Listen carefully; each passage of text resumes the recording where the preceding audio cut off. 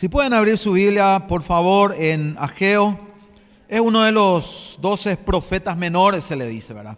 Son 12, no se le dice menores porque sean menos importantes. Sencillamente sus escritos no eran tan voluminosos como los escritos del profeta Isaías, Jeremías y Ezequiel, que sí, tienen varios capítulos, son extensos.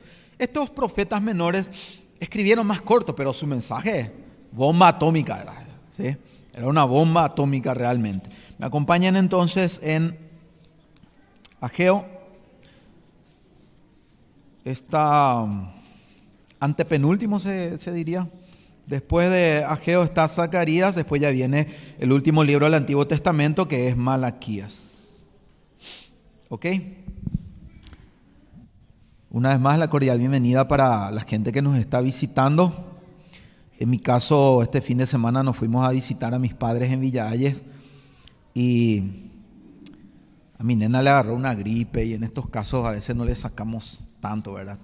Entonces le pedí a un amigo que me acompañe y a mi hermana, entonces ellos también están compartiendo con nosotros el culto en esta mañana. La cordial bienvenida para todos los que se están sumando también hoy con nosotros aquí.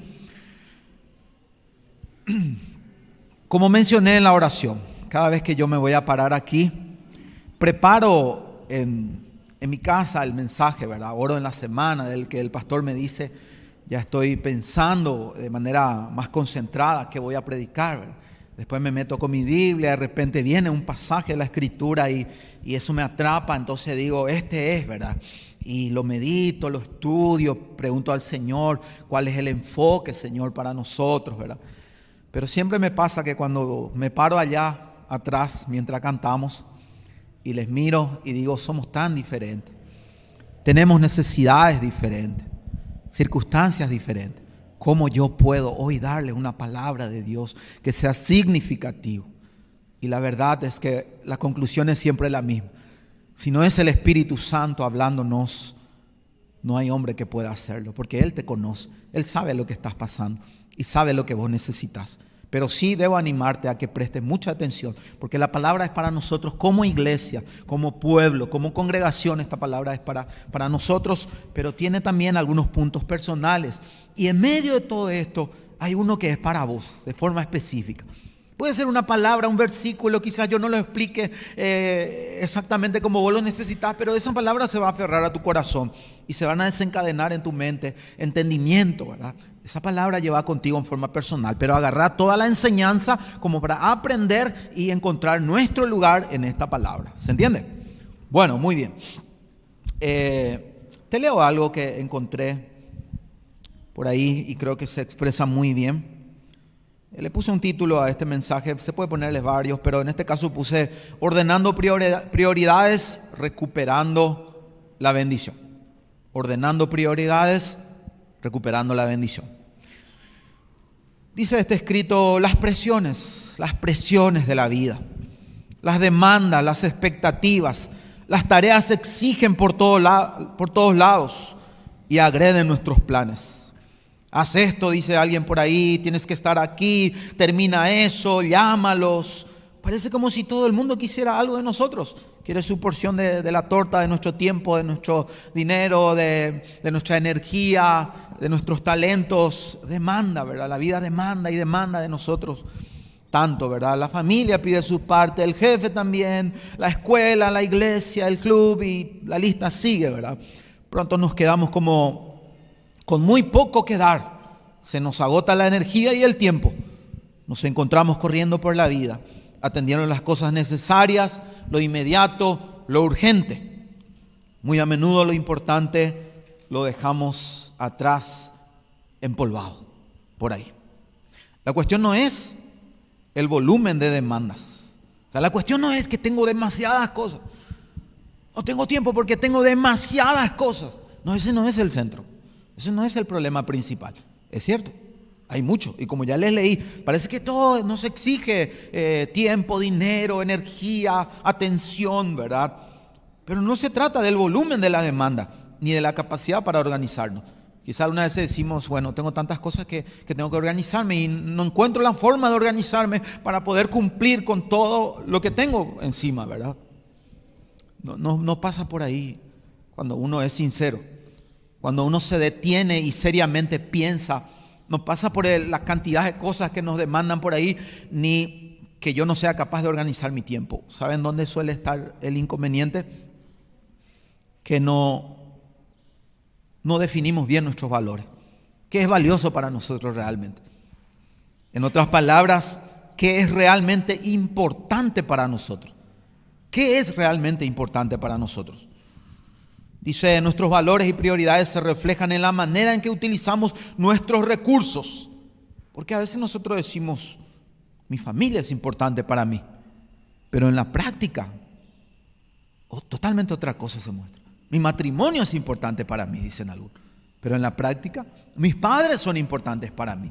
Mi estudio es importante para mí, dicen, pero en la práctica, amo mi carrera, dice, ¿verdad? Pero en la práctica a veces demuestra totalmente otra cosa. Y acá va una expresión que nosotros los creyentes decimos mucho. Amo a Dios. Dios es importante para mí. Es lo más importante en mi vida. Pero en la práctica, ¿cómo nos va la mayoría de las veces? ¿Cómo se refleja qué es importante para nosotros? Se refleja nuestros valores y prioridades de la siguiente manera. Cómo usamos nuestros recursos. Nuestro tiempo, nuestro dinero, fuerza y talento. Ahí se nota todo, ¿verdad? ¿Cuál es el resultado de este estilo de vida en donde corremos de aquí para allá y todo nos está demandando tiempo y tratamos de abarcar, agarrar todo, cumplir con todo y vamos dejando lo más importante en la vida de un ser humano y en la vida del creyente más que nunca? Dios, Jesucristo, sus propósitos. ¿Qué pasa cuando nosotros estamos en esta carrera? Hay vacío, hay frustración, hay sequedad espiritual, nos volvemos estériles para las cosas de Dios y no tenemos plenitud. Podemos llegar en nuestras casas, haber trabajado mucho, haber hecho muchas cosas, haber ganado quizás dinero, haber cubierto algunas demandas, pero nos acostamos en la cama y una sensación de vacío llena nuestro corazón y nos preguntamos, ¿la vida es esto? ¿Es esto lo que Dios tiene para mí? ¿Esto es todo? Y como que la rutina nos mata. Repetimos casi todo siempre y no nos sentimos plenos, no nos sentimos llenos. Es porque algo falta realmente en nuestra vida, ¿verdad? Hace 25 siglos atrás, 500 años antes de Cristo, el pueblo de Dios estaba en una situación bastante complicada.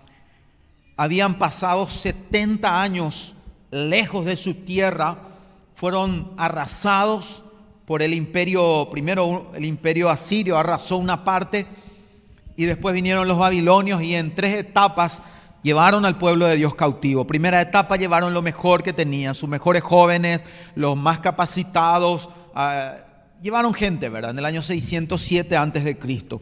Después, un tiempo después, se rebelaron los israelitas contra Babilonia, vino otra vez el rey de Babilonia, arrasó otra vez y llevó otra parte.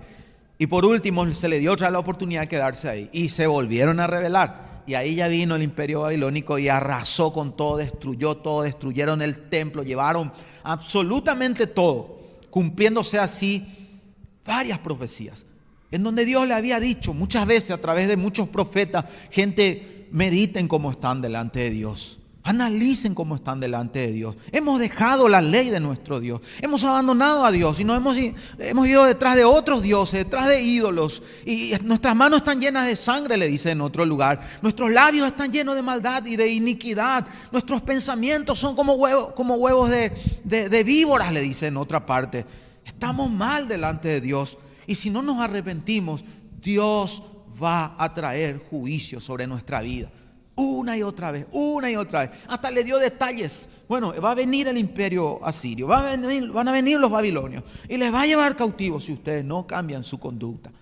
Pero no cambiaron. Entonces Dios cumplió lo que había dicho y este pueblo fue llevado cautivo lejos. Acá es muy importante, hago pequeño paréntesis. A veces usamos mal los versículos, ¿verdad? Elegimos ese que nos gusta tanto y este ya es, decimos, ¿verdad? Pero es muy importante entender los versículos y no sacarlo de contexto. Y hay uno que a veces usamos un poco mal, ¿verdad? Se encuentra en Timoteo y dice, si nosotros morimos con Él, viviremos también con Él, ¿verdad? Y hace esa dinámica de hacemos esto y esto pasa, ¿verdad? Y en una parte dice, si nosotros somos infieles, y cambia un poco la dinámica, dice, si nosotros somos infieles, Dios permanece fiel porque Él no puede negarse a sí mismo. Entonces nosotros decimos, yo soy infiel, pero Dios es fiel. Entonces me va a ir igual bien porque Dios es fiel. Ahí suele haber un pequeño error. Dios es fiel. Él es fiel en cumplir lo que dijo que haría. En este caso, por ejemplo, aunque su pueblo era infiel y creía que no iban a ser castigados, pero Dios ya le había dicho, sí va a pasar esto. Dios fue fiel a su palabra en cumplir sus advertencias, amorosas, por cierto, a su pueblo. Y fueron llevados cautivos y pasó 70 años. Pero hubo un pequeño grupo que nunca olvidó a Dios, que entendió por qué Dios apretó tanto con ellos y esperaban que llegue ese tiempo donde ellos podían volver a su tierra. El profeta Jeremías le había dicho, 70 años va a pasar. Después de 70 años el Señor se va a mover otra vez en la vida de usted. Y cuando iban llegando estos años, profetas como Jeremías, ya un poquito antes, Daniel, especialmente Daniel, el que me viene realmente para ilustrar, entendió que ya se cumplieron los años. Dice que él miró los escritos de Jeremías. Pueden leer el capítulo 9, 10 de Daniel. Y cuando él notó que ya el tiempo estaba llegando, el tiempo de Dios, él empezó a orar y a confesar su pecado. Y cuando él confesaba su pecado, no solamente decía, Señor, hace 70 años atrás, mis padres pecaron, mi pueblo pecó. Él decía, no, hemos pecado, decía él. Yo pequé, mis padres pecaron, mi pueblo pecó, hemos pecado. Tenía un entendimiento de que esta era una cuestión comunitaria, ¿verdad? Y pidió perdón, se arrepintió y Dios empezó a mostrarle cosas. Y después, tal cual las profecías, por ejemplo, Isaías 45, Dios dice a través del profeta Isaías a su pueblo, yo voy a levantar un rey que no me conoce. Se va a llamar Ciro y yo le voy a ungir y él va a hacer mi voluntad. Él va a hacer que mi templo se vuelva a reconstruir, ¿verdad? Se cumplió. Cayó el imperio babilónico por mano del rey persa Ciro, medo persa, y él ordenó, en Esdras capítulo 1 pueden leer, él ordenó, puso un decreto, era el imperio más grande, y le ordenó a todos los que son del pueblo de Dios, a todos los judíos, salgan de aquí y vuelvan a su tierra. Todos aquellos que tengan buena voluntad, le dice, vuelvan a su pueblo y construyan la casa de Dios, construyan el templo. Dios me mandó esto y vayan, le dice. Y dice que muchos, el espíritu de muchos despertó y volvieron. Aproximadamente 40,000 personas, si uno hace números del libro de Esdras, Nehemías, encontramos esa cantidad más o menos de gente que volvió. Y volvieron con todo. Estaban animados porque Dios le visitó y regresaron y había promesa de que Dios iba a restaurarles. El tema es que llegaron y empezaron a construir el templo. Y acá hay una enseñanza para nosotros. Si nosotros no conocemos a Dios, estamos en un estado de condenación, de perdición. Nuestra vida no tiene sentido. Cuando morimos vamos a encontrar la terrible situación de que vamos a presentarnos ante el Dios creador de todas las cosas, el Dios justo, y nos juzgará y nos dará conforme a nuestras obras, ¿verdad? Pero si nos arrepentimos, el Señor nos libera del poder del diablo, de nuestros corazones corrompidos por el pecado, nos da nueva vida y tenemos vida eterna por medio de Jesús. Y tenemos que salir de esa vida donde damos la espalda a Dios y vivimos a nuestra manera o influenciados por el entorno, y tenemos que aprender a vivir según la palabra de Dios. Tenemos que volver a Él. Tenemos que dejar nuestros ídolos y volver al Dios vivo y verdadero. Es lo que ilustra todo esto que le pasó al pueblo de Dios también. Ellos volvieron, Dios les rescató, imposible era que salgan de ahí, pero Dios les trajo otra vez a su tierra. Y ellos entendieron cuál era el propósito. Número uno, primera tarea era, edifiquen el templo. ¿Por qué? Porque el templo es el símbolo visible de la presencia de Dios, que es invisible pero real. Ellos tenían que levantar un testimonio. Ese templo era el testimonio de que Dios estaba en medio de su pueblo. Era la luz que tenía que brillar para que las otras naciones conozcan al Dios verdadero. Ellos vinieron con todo, empezaron a construir año 1536 aproximadamente, pero pasaron 2 años, 3 años, 4, hasta 5. Empezaron a tener problemas. Las naciones alrededor se burlaban, les amenazaban, les cortaban el camino, escribieron maliciosamente cartas a otro rey acusándole que ellos se estaban fortificando para rebelarse contra los medos persas. Y entonces mandaron a parar prácticamente la obra. Y ellos dijeron, bueno, no es el tiempo. Y se dejaron estar. Entonces venimos ahora en el libro de Ageo y voy a ponerle un poco el contexto con la lectura y vamos a sacar 3 enseñanzas de cómo nosotros podemos ordenar nuestras prioridades y recuperar la bendición de Dios. Porque ellos habían perdido la bendición de Dios. Estaban bajo la bendición primero, salieron de Babilonia, ese estilo de vida sin Dios, orgulloso, soberbio, materialista, sensual, idólatra y un montón de cosas. Salieron de ahí, estaban comenzando de nuevo con Dios, como cuando nos convertimos gozosos. Jesús, maravilloso, perdonó mis pecados, me ayuda a vencer los vicios que yo no podía vencer. Ahora puedo mirarle a la cara a esa gente a quien yo antes odiaba o quizás se rompieron las relaciones. Empiezo a restaurar mis relaciones. Voy a la iglesia y aunque las cosas no son tan buenas, pero yo veo todo con el amor de Cristo y todo es lindo, todo es maravilloso. Pero pasa el tiempo, vienen las pruebas, las luchas y parece que me desanimo y empiezo otra vez a ir hacia otras prioridades y me desenfoco de Dios para ir aplicando nomás, ¿verdad? Entonces, ahí está la palabra del Señor, dice, en el año segundo del rey Darío, en el mes sexto, pone la fecha exacta, en el primer día del mes, vino palabra del Señor por medio del profeta Ageo a Zorobabel, hijo de Salatiel, gobernador de Judá, y a Josué, hijo de Josadac, sumo sacerdote, diciendo, lleven esto en su mente. Ellos pararon de hacer la obra ya por 5 años prácticamente. 5 años atrás ellos volvieron a colocar, lo primero que reconstruyeron fueron el altar donde sacrificaron otra vez en un acto de, ¿cómo se dice?, de ponerse en correcta relación con Dios y comenzar otra vez la adoración. Estaban felices, muchos lloraron, gritaron, los pueblos vecinos escucharon una mezcla de alegría y de llanto porque Dios les trajo de vuelta.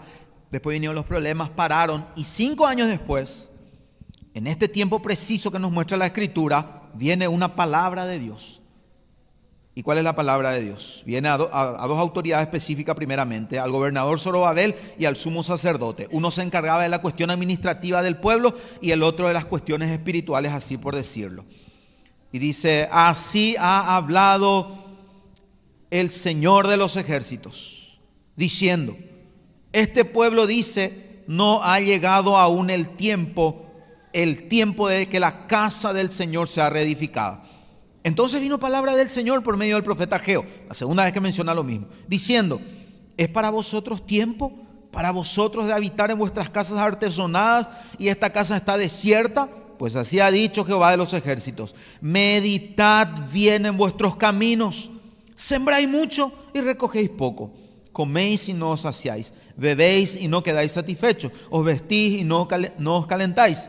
Y el que trabaja jornal recibe su jornal en saco roto. Así ha dicho el Señor de los ejércitos, meditad sobre vuestros caminos, subid al monte y traed madera, reedificad la casa y pondré en ella mi voluntad y seré glorificado, ha dicho el Señor.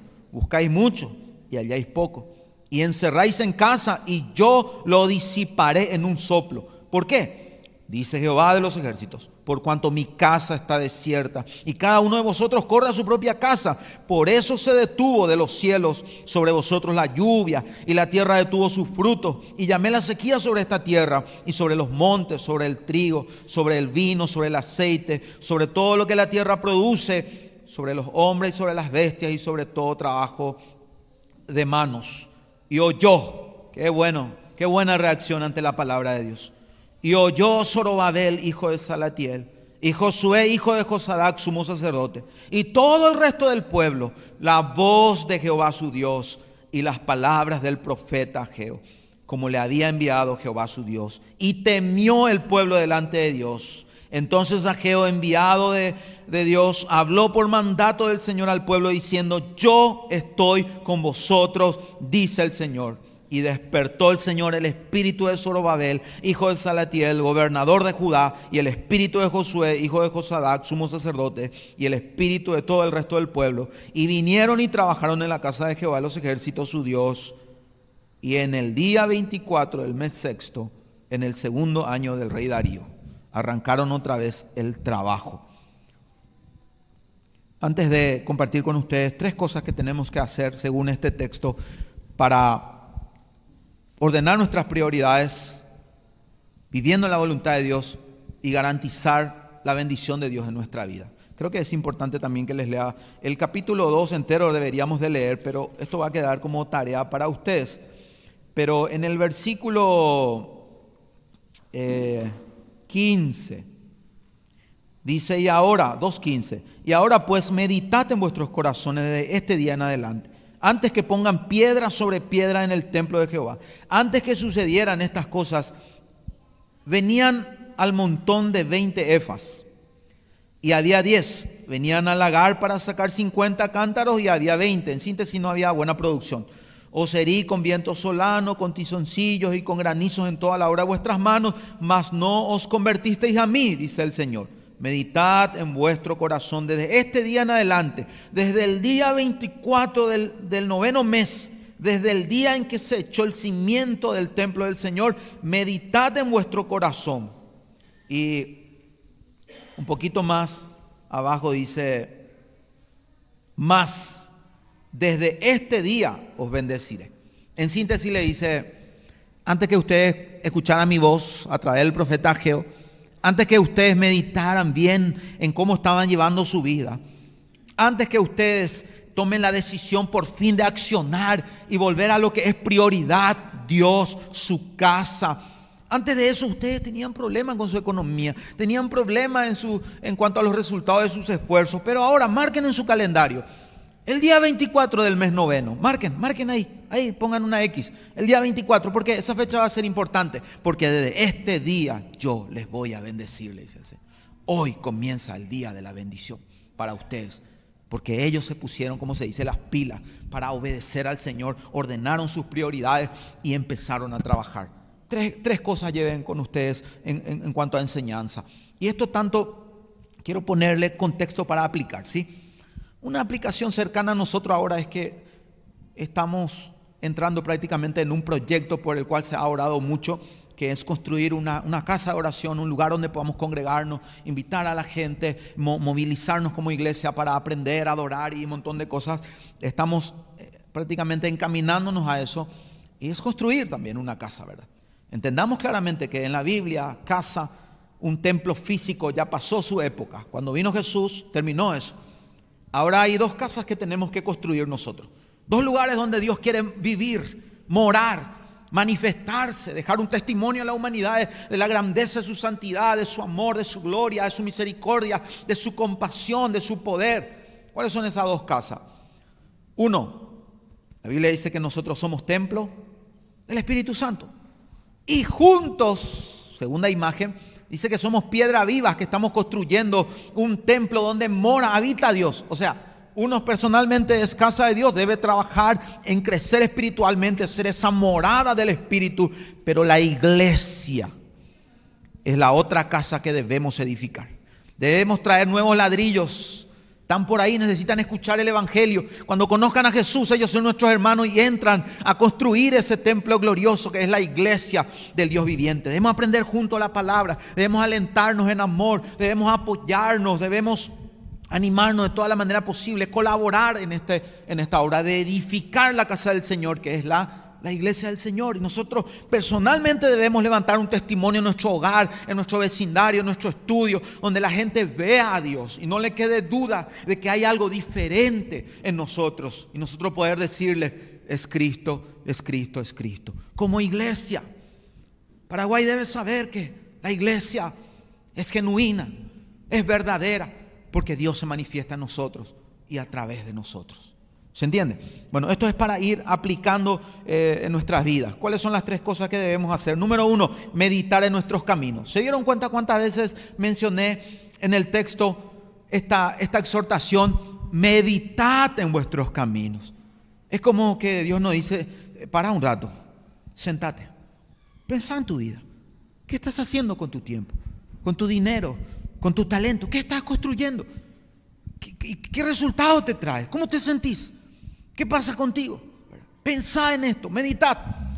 Y les vuelvo a repetir el versículo. Ageo 1:5 dice, pues así dice el Señor de los ejércitos, meditad sobre vuestros caminos. Ageo 1:7, así ha dicho el Señor de los ejércitos, meditad en vuestros caminos. 2 veces más aparece otra vez en Ageo capítulo 2. ¿Pero en qué debemos meditar? Número 1, ¿qué excusa estoy poniendo como para ordenar mi vida y que Dios realmente sea mi prioridad? ¿Qué excusa estoy poniendo? ¿Cuál fue la excusa? Y valga que, miren que uno realmente le daría la razón a esta gente. Porque tuvieron problemas para seguir con la edificación. La gente de alrededor se levantaron en contra de ellos, se burlaban, eran pobres, no tenían todo lo que necesitaban madera y la gente de alrededor le cortaba el camino. Un montón de problemas tenían. Era como que tenían la razón, que no era el tiempo. Ellos dicen, no es el tiempo. Ageo le dice en el versículo 2, así ha hablado Jehová de los ejércitos diciendo, este pueblo dice, no ha llegado aún el tiempo de que la casa del Señor sea reedificada. ¿Cómo sacaron esa conclusión? Y los enemigos, no tenemos los recursos, esto y aquello. Entonces el profeta le dice, pero señores, mediten. Y le dice lo siguiente, ¿es para vosotros tiempo? ¿Para vosotros de habitar en vuestras casas artesonadas y esta casa está desierta? Ageo comienza a profetizar en el mes sexto, el primer día. La reacción vino en el mes sexto, en el día 24. 24 días después, cuando él comienza a predicar, a decirles el mensaje de parte de Dios, a encararle y decirle, mediten. Ustedes dicen, no es tiempo de construir la casa del Señor, pero ustedes tienen casas hermosas, están todas enmaderadas, cielos rasos, con buena madera, con cedro. Che, ¿cómo que no hay recursos? Pero hay recursos y ustedes están en estos proyectos, ¿verdad? Es como que el profeta comienza a predicarle, después recorre la ciudad y escucha por todos lados martillos. O sea, Apolo está trabajando por todos lados, mejorando acá, derribando un poco, construyendo mejor, ya colocándole así piedras labradas. Y él se pasea y le ardió algo en el corazón. Siempre hay uno que tiene que arder primero y después recibir la palabra y después dar la palabra. ¿Ok? No es solamente hay gente especialista en esto, ¿verdad? Pilla toditos los errores y toditos los problemas. El problema es que está en la misma también, ¿verdad? Y quiere levantar la voz. Ahí suele ser el problema, ¿verdad? Pero están otros que verdaderamente son quebrantados. No pierden de vista lo que Dios mandó, de dónde Dios les sacó, para qué Dios les sacó de esa situación, qué es lo que tienen que hacer. Y se sienten quebrantados. Y lo primero que hacen es pasar tiempo en la presencia de Dios. Es ir a Dios. Antes de hablar con la gente, antes de hacer algo, gente, nosotros tenemos que aprender a ir a Dios. Y cuando Él hable, cuando Él nos mueva, movámonos. Porque si nos movemos antes, podemos echar a perder todo, por más que tengamos la razón. Pero si nos movemos con Dios en su tiempo, las cosas ocurren. Las cosas ocurren. Y Ageo escucha esto y le dicen, gente, mediten, sean sinceros. No es cierto que no podemos construir la casa del Señor porque no hay recursos. Porque nuestras casas dan testimonio en contra de nosotros. Lo que tenemos están testificando en contra de nosotros. Que sí hay recursos, que sí se puede construir. ¿Y por qué no se puede construir la casa del Señor? ¿Cómo es que podemos construir nuestras casas, pero no estamos construyendo la casa del Señor, que es prioridad? Gente, es de sabios que uno busque agradar a Dios primeramente. Si a Dios le tenemos contento, ¿qué problema va a haber después, verdad? Y aunque haya problemas, si Dios está contento, espectacular. Estoy usando expresiones, se puede hablar de otra manera también lo que digo cuando a Dios le tenemos contento, cuando le obedecemos. Eso alegra su corazón. Al fin y al cabo Él no necesita nada, absolutamente nada. Nos demanda obediencia porque Él sabe lo que es mejor para nosotros. Él sabe cómo cuidarnos y cómo ayudarnos. Él conoce lo bueno para nosotros. Cuando algo nos manda, sale de un corazón amoroso que quiere proveer para nosotros y para muchos más. ¿Se entiende? Meditamos entonces qué excusa estamos poniendo hasta aquí. Y gente, para ponernos bien con Dios, y consagrar todo a Él, no hay excusa. Algún día vamos a llegar, gente, al cielo. Y vamos a pararnos ante el Señor. No pierdas esto de mente. No quites esto de tu mente nunca. Vamos a presentarnos ante Dios. Vamos a pasar al cielo solo por la sangre preciosa de Jesús. Solo por nuestro abogado que no pierde un caso cuando nos humillamos y nos rendimos. Porque Él pagó por nuestros pecados. En estos días una persona me dijo: pastor, no me deja la culpa. Pero ya le pediste perdón a Dios. Sí, ya le pedí. Años atrás él había, en una guardia, era militar de otro país, se escaparon algunos presos y él llegó a una situación en donde tenía que apretar gatillo y nunca le dejó eso. ¿Qué le digo? Vino en mi mente la palabra. Primera de Juan, capítulo 1, versículo 9. Si confesamos nuestros pecados, Dios es fiel y justo para perdonar nuestros pecados y limpiarnos de toda maldad. ¿Confesaste tu pecado? ¿Le dijiste a Dios: Dios, fallé? Sí. Bueno, ahora concéntrate en Dios, no en vos. Porque dice la Biblia: Dios es fiel, no vos, Él. Él es fiel, Él cumple, Él no falla. Y justo. Él es justo al perdonarte. ¿Cómo que justo si yo cometí el pecado? No, Él es justo porque ya castigó a Jesús en tu lugar. Y vos ahora pusiste tu confianza en Él y Dios no le va a castigar, Dios no va a castigar 2 veces por el mismo pecado, porque eso sería un robo. Supongamos que cometemos una infracción, yo voy y pago por esa persona y después le quieren cobrar otra vez, le van a cobrar el doble. Eso ya es un robo. Por eso cada pecador que confía en Jesús de todo corazón, que Él murió por él en la cruz, que Él pagó la deuda, puede estar seguro que Dios es fiel y justo. Ya se cobró esa deuda, ya se pagó en el Calvario esa deuda, ya no nos va a demandar nada. Nosotros vamos a estar delante del Señor y vamos a ir al cielo.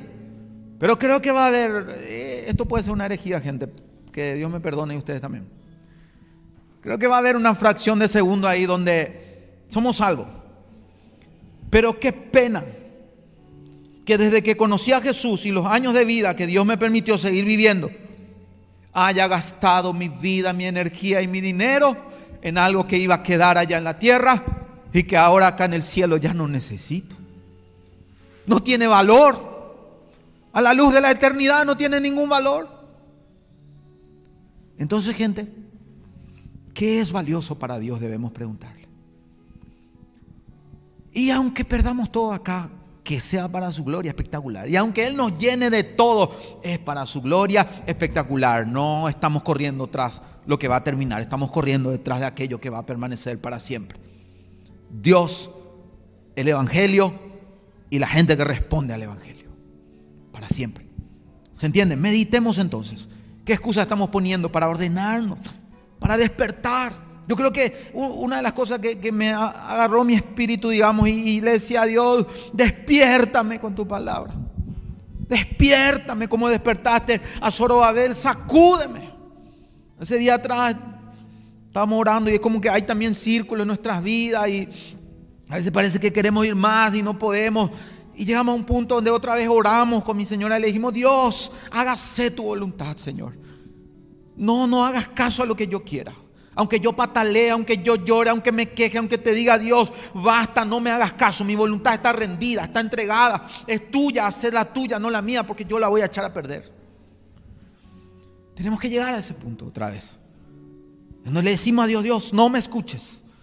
Cuando voy a salir de tu voluntad, no me hagas caso, no me escuches. Haz lo que tenés que hacer para que yo vuelva a tu perfecta voluntad y me mantenga en tu perfecta voluntad. Meditemos entonces qué excusa estamos poniendo. Y número 2, meditemos que cuando estamos fuera de la voluntad de Dios, aunque nos esforzamos mucho, parece que todo se va. Hasta dice que mi plata que meto en mi bolsillo después de cobrar parece que se rompió y no sé dónde se fue. No importa cuándo venga, nunca alcanza, parece, y nunca va a alcanzar porque a saco roto, dice. ¿Y saben cuál es la perfecta voluntad de Dios? Derramaré sobre ustedes bendición hasta que sobre. ¿Cuándo sobra? Cuando ya estoy satisfecho y sobró. Y a veces comemos hasta acá, algo cuando es rico. Acá tenemos, ya no podemos más. Y sobró. ¿Y qué debemos hacer con la sobra? Desde el momento que en nuestra vida hay sobras, es una tremenda responsabilidad. Debemos compartir con otros. Sobre todo para que otros conozcan al Señor. Y dice la Biblia: derramaré sobre ustedes bendición hasta que sobre y sobreabunde. ¿Qué debemos hacer de la prosperidad y la sobreabundancia? Todo pedimos. Meditemos entonces. Número 1, ¿qué excusa estoy poniendo? Y número 2, Dios le dice a su pueblo, gente, desde que ustedes dejaron lo que es prioridad, la casa, mi presencia, que yo me mueva en la vida de ustedes, en medio de ustedes, no funcionan las cosas. Y esto está en relación con lo que Jesús dijo, ustedes no se afanen tanto que van a comer, esto y aquello, por lo que se preocupa la gente que no conoce a Dios. Ustedes busquen primeramente el reino de Dios, las demás cosas vendrán por añadidura. Ocúpense esto, pongan en primer lugar siempre. Y claro que va a sobrar tiempo para el resto. Cuando esto se pone en primer lugar, hay tiempo para todo realmente. Y con la bendición de Dios. Y también Dios le dice, ¿saben quién está detrás de la falta de lluvia, detrás de la falta del producto abundante? Estoy yo, le dice. Y ahí nosotros podríamos pensar carnalmente, de bárbaro, así pioló, tenemos que obedecerte sí o sí, porque si no te obedecemos, pues vos, ¿verdad? Así cualquiera, no. Ese no es el pensamiento correcto. Número 1, Dios no necesita nada, no te olvides. No necesita absolutamente nada. Ni nuestra adoración no necesita. Nada, no hay nada en nosotros. Absolutamente nada que Él necesite. Todo lo que hace, lo hace del corazón amoroso que tiene. Sale de Él realmente, ¿verdad? Sale de Él. Entonces, ¿por qué Dios castiga a su pueblo? Porque no quiere su destrucción. No quiere que terminen mal. Entonces tiene que traer la disciplina amorosa. Una de las mejores cosas que podemos orar también es decirle a Dios, Dios, si yo voy por malos caminos, castígame. Castígame, Señor. Haceme entender, ¿verdad? Cuidado, que si no estamos en comunión con Dios podemos vivir muy confundidos también. Dios me está castigando y consecuencia de su pecado nomás. Dios le dice, no, yo no fui. Vos te metiste ahí, ¿verdad? Entonces es importante también entender eso.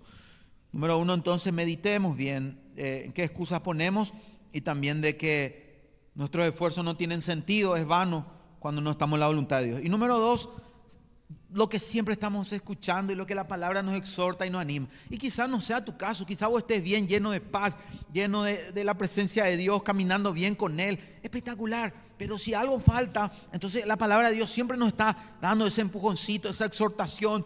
Y lo siguiente, después de meditar y entender cómo estamos, es obedecer la palabra de Dios. ¿Qué le dijo el profeta Ageo a las autoridades y al pueblo?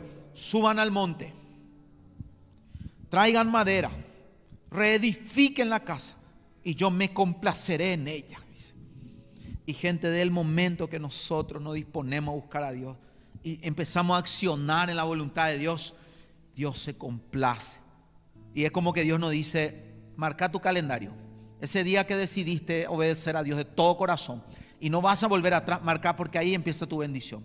Ahí comienza tu bendición. Quizá va a llevar tiempo, pero ya comenzó a obrar. No lo viste todavía, pero ya comenzó. En el mundo espiritual ya comenzó y Dios ya está moviendo las piezas. Y después nos damos cuenta cómo el reloj de Dios está bien calibrado, ¿verdad?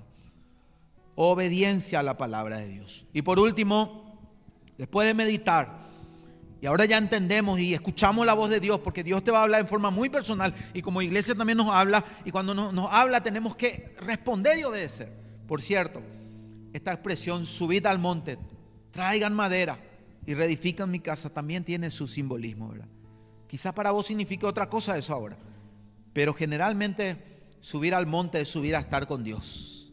Si uno lee Éxodo, por ejemplo, Dios le dice a Moisés, cuídate en hacer exactamente así como se te mostró en el monte. Moisés subió en el monte, Dios le habló cara a cara y él iba anotando cómo tenían que construir el tabernáculo y Dios le decía después, hagan así como le mostré. En el monte, en la presencia de Dios, es donde el Señor nos da las herramientas, nos capacita, nos llena de madera para después bajarnos y reconstruir la casa. ¿Se entiende? Eso es muy importante. Si quieres recursos del cielo, métete a orar con Dios hasta que Él te llene de ese recurso, hasta que Él te dé ese recurso. Ese es su método, es lo que siempre nos animamos unos a otros a recordar y no olvidar, porque este mundo nos absorbe tanto que tenemos cierta necesidad y corremos a los especialistas, que por más que aumentan los especialistas, nunca solucionamos nada, parece, ¿verdad? Pero Dios sí, Dios sí. Por último, gente, tenemos que aprender a lidiar con el desánimo y el pasado, los errores también. El capítulo 2, básicamente el profeta, Dios le vuelve a hablar unos meses después, porque parece que arrancaron ya otra vez con todo. El sexto mes. Después le habla en el séptimo mes, faltaba una palabra de aliento ya. ¿Por qué? Porque vino el desánimo. Los primeros, creo que son 6, 7 versículos. El profeta le dice: gente, ¿quién de ustedes quedó, que ya es anciana, que vio el primer templo? Y algunos seguramente levantaron la mano. Yo, el templo de Salomón, qué maravilloso, qué glorioso, qué majestuoso. ¿Cuántos recursos había en esa época? Era la expresión más o menos. ¿Qué gloria tenía ese templo? Y le dice el profeta: ahora miren su situación y este templo que ahora están levantando. ¿No les parece que es nada comparado con ese templo? Dios estaba sacando de adentro hacia afuera lo que le estaba desanimando a ellos. Ellos se estaban desanimando porque, muchos de ellos, porque miraron atrás y dijeron: nunca vamos a volver a alcanzar lo que éramos antes. Nunca voy a recuperar ese nivel, parece. Nunca voy a recuperar el amor de mis hijos, el respeto de mis hijos, de mi pareja, en mi ministerio, mi economía, mi comunión con Dios. No va a ser lo mismo por más que ahora me estoy esforzando, ¿verdad? El pasado parece que viene y quiere atajarnos. Pero el profeta, Dios le dice a través del profeta: eso no es problema para mí. La gloria postrera será mayor que la primera, le dice. ¿Ven esto que ustedes tienen en poco? Le dice. Esto, por más que parezca poco, será lleno de mi gloria nuevamente. Y yo estoy con ustedes, le dice. Y le anima otra vez. ¿Qué más necesita? Yo estoy con ustedes, le dice. Y voy a estar con ustedes como estuve con su pueblo cuando le saqué de Egipto. Mi espíritu va a estar en medio de ustedes. Ahí entra el tema del Espíritu Santo en nosotros, la presencia de Dios. Y algunos miraron los recursos. No tenemos muchos recursos para este proyecto. Y Dios le dice: mía es la plata, mío es el oro. Le dice más abajo, vayan leyendo: mía es la plata, mío es el oro, le dice. Y les anima. Y porque le aclara también que esta gloria postrera, o sea, mejor que la del templo de Salomón, va a tener más brillo, en el sentido de que Dios va a obrar de una manera más tremenda en ese templo. No es porque va a haber más oro, mejor edificio, no. Y les habla de que vendrá el deseado de las naciones. Es una profecía mesiánica. Un día en este templo, en lo que algo de este templo por lo menos, un día el deseado de las naciones va a pisar en este lugar. Y la gloria que va a manifestar será mayor. Jesús vino siglos después, pero en ese mismo contexto de este nuevo templo, enseñó varias veces en ese lugar. Una vez Él gritó: el que tenga sed, venga a mí y beba gratuitamente el agua de la vida. Porque el que cree en mí, de su interior correrán ríos de agua vida. Hablando del cumplimiento del derramamiento del Espíritu Santo. La gloria fue mayor porque Jesús, Dios mismo, se hizo carne y pisó alguna vez ese lugar. Estaba relacionado con el Mesías. Está conectado. ¿Cómo te va con el tema del desánimo? A veces no mires el pasado. No mires más el pasado. Si vas a mirar el pasado, sea para dar gloria a Dios por algo, para agradecer a Dios por algo, pero no para compararte, no para llenarte de culpa, no para resentirte, no. Ahora acá Dios dice: hoy estoy contigo, porque estamos obedeciendo, porque estamos respondiendo a lo que Él nos dice. Y Él dice que va a estar con nosotros y los recursos van a venir. Van a venir, avancemos en fe, van a venir, no va a faltar. Él va a hacer lo que dijo que haría. Parte del capítulo 2 también es una exhortación a no hacer a media las cosas.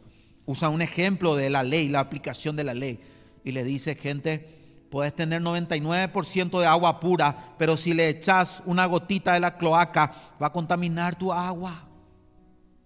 Si es que van a hacer las cosas de Dios, gente, 100%.